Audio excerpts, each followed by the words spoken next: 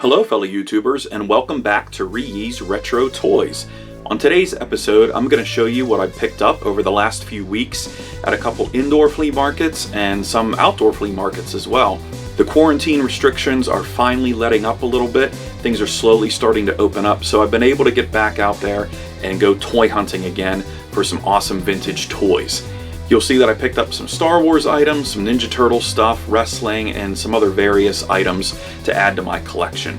So without further ado, I give to you my vintage toy collection update number 4.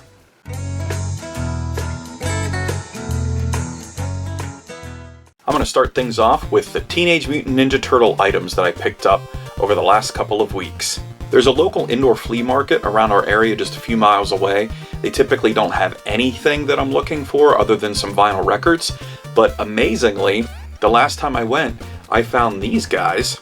Now, these guys are from the 2006 Fast Forward series of Ninja Turtles.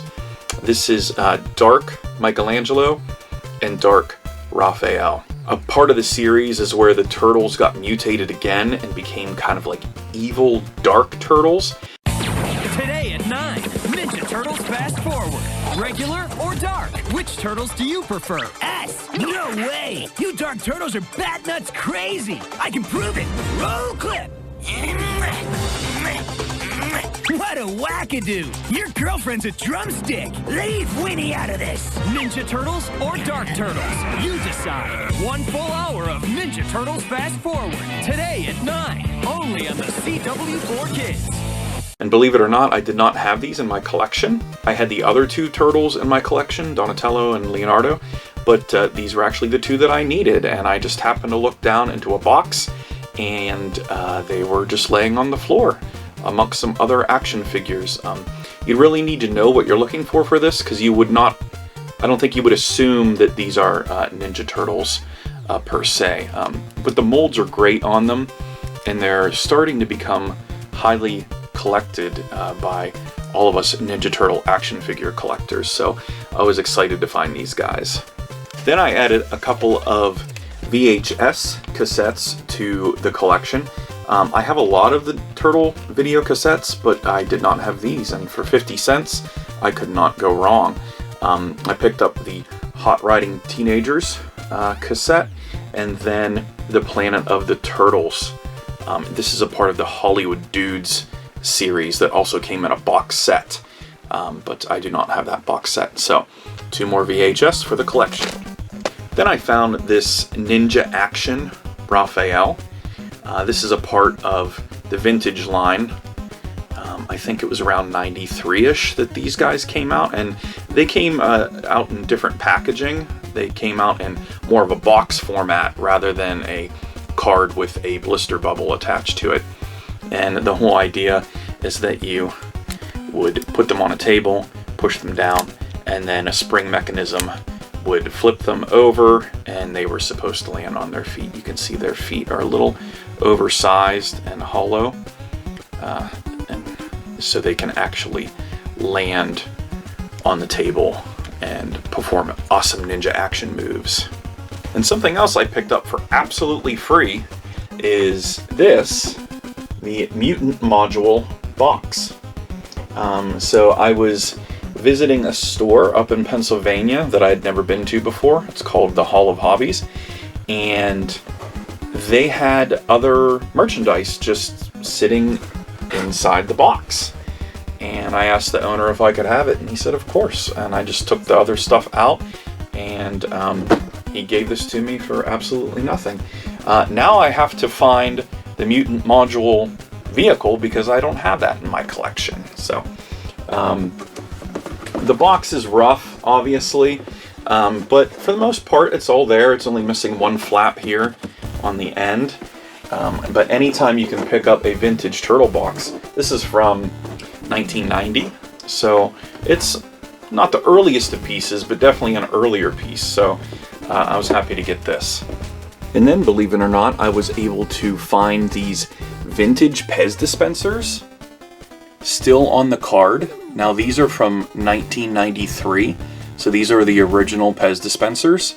There is Michelangelo with a blue stem with a smiley face, and then Raphael with a smile, Donatello with a black stem, smiling, and then there's a Michelangelo like gritting his teeth, kind of the action face, Leonardo with an action face, and then the same smiling Mikey but with a black stem.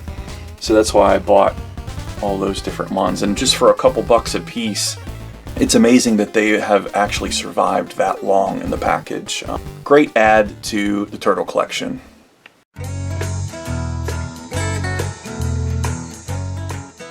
So next up are items that I picked up from my pro wrestling collection. First, I found this LJN Andre the Giant Bendies figure. This is from 1984, so it was the first release of the Bendies action figures.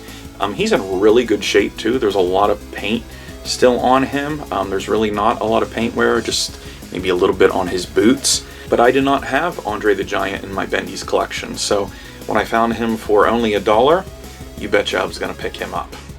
Then I could not believe this find at the flea market. This just happened this past weekend. If you follow my Instagram account, you will see that I actually posted these. I found the natural disasters. So we have Typhoon and Earthquake. These are from the WWF Hasbro line of action figures, which is my all-time favorite, as you may or may not know. So I've actually had these in my collection for quite some time, but I've always been looking to upgrade. My Earthquake was in just terrible shape, paint-wise. So I asked the guy at the flea market, these were sitting in a bin on the floor, and he said $1 for both. That's a no-brainer. Pick these up for sure. And so Typhoon is in decent shape, but the one that I have is actually nicer, so I'll just go ahead and sell this one. But the Earthquake is just stunning. He's almost as if you took him right off of the card. He had a little dirt on him. I took a toothbrush and some soapy water and cleaned him up, and he's just almost as good as new. There's hardly any paint wear on him at all. You can see the Earthquake on his belly, and his tattoo is really nice. I was just astonished, because Earthquake is usually always beat up. Everyone that I've seen, it's you know, unless he's on the card or just came off the card, is in pretty rough shape. But so 50 cents and a near perfect Earthquake to add to the collection. Now this one is pretty rare. You don't see these guys too often. I found the giant WCW 14-inch Sid Vicious action figure. This was part of the Galoob line of action figures that WCW did in the early 90s. Are you ready to fight? Then step into the ring and take on Sting. There's me and my rival, the Nature Boy Ric Flair. And there's a total package Lex Luger, plus more WCW wrestlers with their own ring and cage. The only place for the ultimate grudge match. Sting's flying into the ring. Watch Lex bounce off the roof. Oh no! Rick climbs the pole. Sting comes back with the body slam. The WCW wrestlers ring and cage, you put it together. Figure sold separately from Galoob. I dare anybody to take us on. And these are obviously the giant ones. They've made 4 of these. They made Sid, Ric Flair, Sting, and Lex Luger, which I think they also made the Wrestling Buddies, the same 4 wrestlers. But I did not have Sid, and now the guy kind of knew what he had. He charged me 20 bucks for him, but as rare as these guys are and difficult to find, I was definitely willing to shell out 20 bucks for this guy. The only other one that I have in my collection is Ric Flair. I don't have Sting or Lex Luger. So, plus I was always kind of a fan of Sid. He just had that wrestler look, right? I mean, yeah, he wasn't the most technical of wrestlers, but he was huge, he was powerful, and menacing. And even when he did his stint as Sid Justice in WWF, I liked his character then too. But anyway, so now I have this giant Sid Vicious in my pro wrestling collection.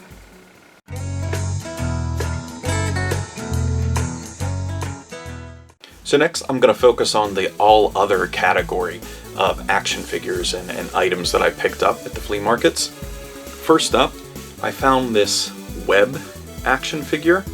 This is from the Mighty Crusaders line that was done by Remco in, I think, 1984. Now, Webb usually came with a plastic blue cape, but I found him in a bin at the Hall of Hobbies, and the guy just actually gave him to me. I honestly didn't even know what he was. I just saw Remco 84 on the back and figured I'd grab him. I believe it was more of a knockoff of like the Superpowers line and maybe Secret Wars lines that were going on at the time. Just kind of a generic form. So this is Webb, and he has this little action arm, much like the Superpowers action figures did back in the day. Then I found this SilverHawks hardware action figure at the flea market just a couple weeks ago, actually. SilverHawks, Condor and Quicksilver test the new Sprint Hawk. You have to wow them. Enemy alert, hyperdrive, engage. It's evil hardware and he's unarmed. No, I'm not. Fire! Sprint Hawk, fire front blaster.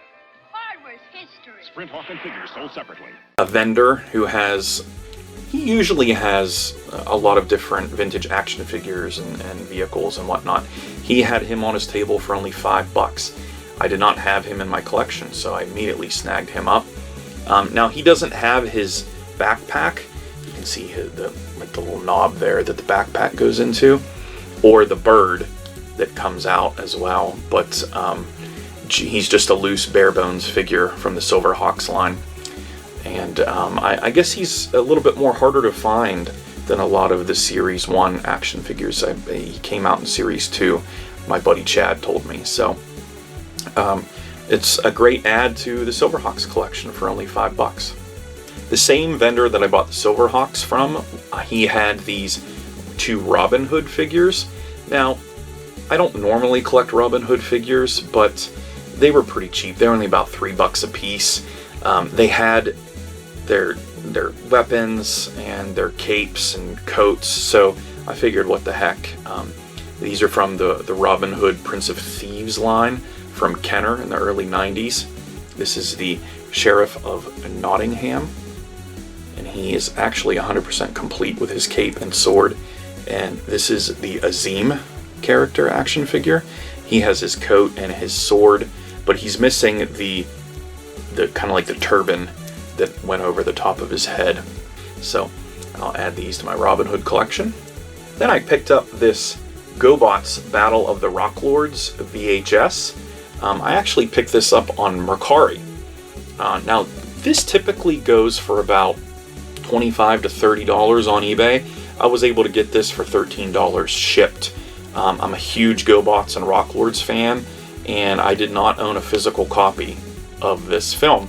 I was always looking for it at a decent price, and was able to snag this off of Mercari a couple weeks ago. And it's in great shape. The box is in great shape. You can see there has the different artwork on the back. This is actually a former Blockbuster rental, as you can see. And I'll take the tape out, and it says, just to remind, please rewind, thanks, the end. You can see that infamous Blockbuster sticker there. The same vendor that had Robin Hood and SilverHawks also had this guy. He is the Captain Power action figure from around 1987. Captain Power has come to TV, and you can be part of it. What are you doing? Aim the Power Jet XT7, fire invisible beams at the television targets, and score! Or be hit. The TV show fires back! No kidding. Captain Power versus Lord Dread. I don't believe it! Believe it, short human. The power of the future is in your hands. Believe it. Captain Power jet and figure sold separately. Batteries not included. He is loose, incomplete. He does not have his blaster, but I thought his chrome was in pretty good shape. If you give him a gander there. And he was only $3 as well. I actually don't have any Captain Power in my collection. Again, it's just not a line that I focus on. It's pretty reasonable to start collecting these if you are interested in them. I did a quick scan on eBay, and prices are pretty reasonable right now for these guys. So vintage toys for $3 an action figure, it's hard for me to pass up. Next up is this Troll Warriors action figure. This is Knut, the Inventor. These guys came out in 1993 from Tyco, and I've picked a couple more of these up last year, maybe for $1 a piece, and this is exactly what I found this for, was $1. I do like the colors on these. They do remind me of Turtles, like Playmates toys, which is why I am kind of drawn to these guys a little bit. I by no means liked the Trolls back in the day, but the colors are great and, you know, make me really nostalgic for those early 90s days of those bright colors.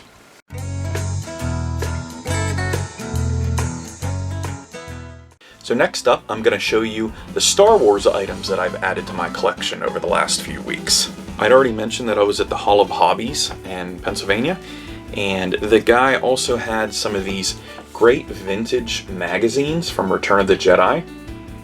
So this is the Return of the Jedi Official Collector's Edition magazine, and I mean, it's got some great artwork in there and different articles about the movie. There's like a great shot of the skiff scene, the Jabba the Hutt scene. And Return of the Jedi is my favorite Star Wars film, so it was cool to find this. And then they also had the Jedi Compendium, which is basically a poster book of various Return of the Jedi posters. I guess there's 8 of them inside of here, and they're actually all included. You can see the different ones that were included with this set. I thought about actually taking a couple out and framing them, but this thing has been around since 1983, so I feel a little wrong if I would actually take it apart just to take some of these posters out and frame them. But so I think it'll stay put like this for the time being. And then the third one was this fantastic films magazine of Return of the Jedi, and featuring that iconic photo of Princess Leia in her slave outfit and the Jabba the Hutt scene. And there's even a Return of the Jedi ad on the back of the magazine. This is basically kind of like a sci-fi horror film magazine back in the day. But this one specifically focused on Return of the Jedi. And there's even there's a cool picture of the Jabba the Hutt scene as well.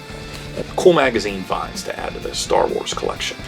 So I turn the camera around here, and here's my Star Wars display. As you can see, this is actually from a Toys R Us that I bought out of Winchester, Virginia. I wanted to get an end cap from my local Toys R Us, so I made it into my Star Wars display. So the Hall of Hobbies, I was able to pick up these Star Wars items here, as you can see. Now these aren't vintage per se, but I mean, Power of the Force is 25 years old now, so I don't even know when you can consider something vintage or not. But I picked up some things that I didn't have. Here is the Detention Block Rescue playset. This is actually sealed in the package. This is one of the first playsets that they produced for Power of the Force. This was from 1996. And then I got these 2 speeders that are completely sealed in the package. This is the Zam Wessel speeder from Attack of the Clones, as well as the Anakin Skywalker speeder. If you remember the beginning of Attack of the Clones, they had that speeder chase scene. And these are the speeders from them. These are completely sealed from the Attack of the Clones film. And then I'm very nostalgic for Episode 1. Ever since I attended Star Wars Celebration last year, it was the 20th anniversary of Episode 1. So I found this, Anakin Skywalker's Pod Racer. Obviously this is from 1999 when it came out, has the figure included. Now this is actually complete with the box. This has been opened, but it's in really nice shape. And I did not buy this when I was originally collecting Episode 1 items, so to find it like this for only $10, I decided to pick this up. And then when I collected the Power of the Force lines in the 90s, I never really bought the vehicles. I don't know why. I think maybe just because they were a little bit more expensive. I didn't have a lot of money back in high school, but I did buy the figures. So finding these for only $10 now, I mean, I'm not paying up for Power of the Force items. I just know they're not worth a lot. But as a Star Wars collector, I do find that some of these molds were great.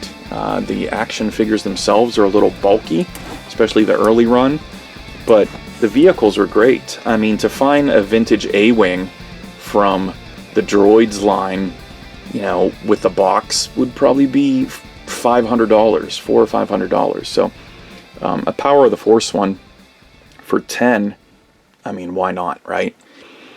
Now the Power of the Force from Kenner brings you more big Star Wars detail and more big movie size than ever before. As a rebel pilot, climb aboard your sleek A-Wing fighter and blaze into battle against Darth Vader and his terrifying TIE fighter. Fire! Now dogfight in space with Emperor Palpatine looking on. On Hoth, you fight alongside Hoth rebel soldiers against attacking snowtroopers and their laser cannons. Nobody does Star Wars like the Power of the Force. A-Wing comes with pilot, other figures and vehicles each sold separately from Kenner. This is the same as the Pod Racer. It's open, and but it's 100% complete. It actually has the Kenner ad inside, the little pamphlet, and even the zip ties to hold the figure still in place and whatnot. So A-Wing, and I mean, who doesn't love the A-Wing vehicle anyway? It's just a killer mold. And then the final Power of the Force piece I picked up was Darth Vader's TIE Fighter. And this one is actually 100% sealed. This has not been opened at all. And I got it for the same price at $10. And I believe they're from, yeah, 96. So, again, a great vehicle. I'm going to show you those inserts real quick so you can kind of see what I'm talking about, that Kenner ad. Yeah, so here's the A-Wing. You can see it has all the inserts and the figure, and it's in really nice shape. But then we have here the actual instructions that were included, and then the more fun from Kenner pamphlet here. So you can see they had the Dark Knight collection and Steel, whatever that is, Total Justice, and there's some more Power of the Force. Obviously that was their biggest seller, I would imagine, at the time. Well, that and the Lost World, right? There's a whole ad for Jurassic Park items, which I know a lot of the 90s kids are really starting to collect. Starting lineup, Beast Wars, Microverse. Anyway, I thought you guys would kind of like to see that. These ads probably got thrown away a lot. And, yeah, they're not as cool as the 80s ones that came packaged with the figures and the vehicles. But again, this is a cool timepiece from the mid-90s and what Kenner was popping out back in the day. Okay, that's what I picked up over the last couple of weeks. That was my vintage toy collection update number 4. I hope you really dug this video and maybe brought up some memories of back in the day going into toy stores, seeing Power of the Force, or maybe even some Troll Warriors, whatever it may be, to strike that nostalgic chord in your memory and, you know, make you think about the good old days when we were all kids and we had absolutely nothing to worry about other than tracking down the next action figure or playset that we were begging Mom and Dad to buy for us. Be sure to hit that like button if you like this video, subscribe to my channel for those vintage toy goodness that you just can't live without. Be sure to follow us on Instagram too. I post updates there about what I've been able to find over the weekends when I go out to the flea markets. So follow us on Instagram as well. Anyway, thank you for watching and keep on hunting. Well,